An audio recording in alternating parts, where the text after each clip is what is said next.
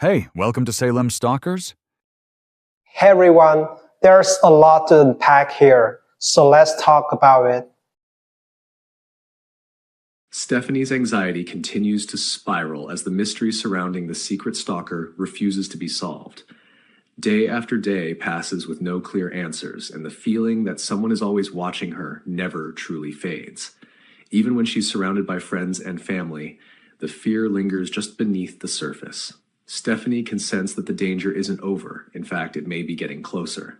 For now, suspicion has largely fallen on her ex-boyfriend, Jeremy. His troubled history, his unresolved emotions, and his sudden reappearance make him an easy target for blame. Stephanie herself struggles with conflicted feelings, torn between instinct and logic.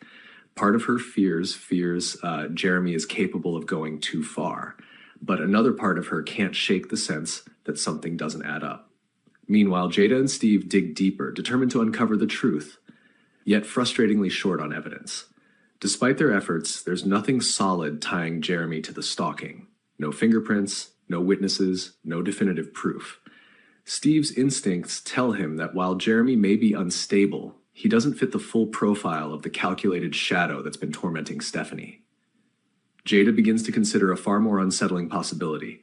Jeremy might not be the predator at all. He could be just another pawn, someone being deliberately framed to divert attention away from the real threat. As this realization starts to form, the stakes suddenly rise. If Jeremy isn't the stalker, then the true culprit is still out there, watching, waiting, and growing bolder by the day. Stephanie feels the shift before anyone else does. The tension escalates, and her sense of dread intensifies, as though the walls are closing in. She starts to fear that the stalker's endgame is approaching, and that she's running out of time. That fear becomes horrifyingly real when Stephanie finds herself alone one day, caught completely off guard.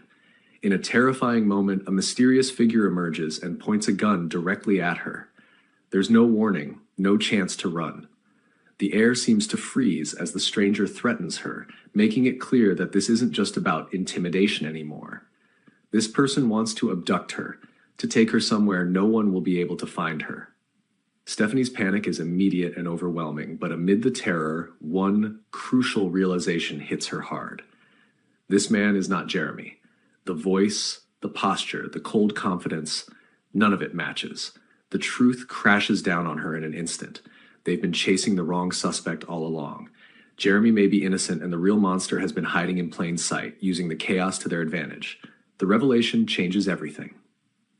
Stephanie now understands that she's facing someone far more dangerous than she imagined, someone willing to escalate from stalking to armed kidnapping.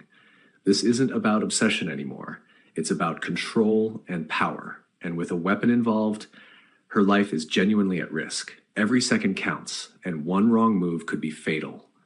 Back in Salem, Jada and Steve sense that something is wrong even before they get confirmation. The pieces they've been struggling to fit together suddenly begin to align in the worst possible way. If Jeremy has been falsely accused, then the real stalker has successfully manipulated everyone, buying time to strike when Stephanie was most vulnerable. The guilt of not acting sooner weighs heavily, especially as the danger reaches its peak. As Stephanie faces this unknown attacker, her fate hangs in the balance. Will she find a way to escape before it's too late? Or will the stalker succeed in making her disappear?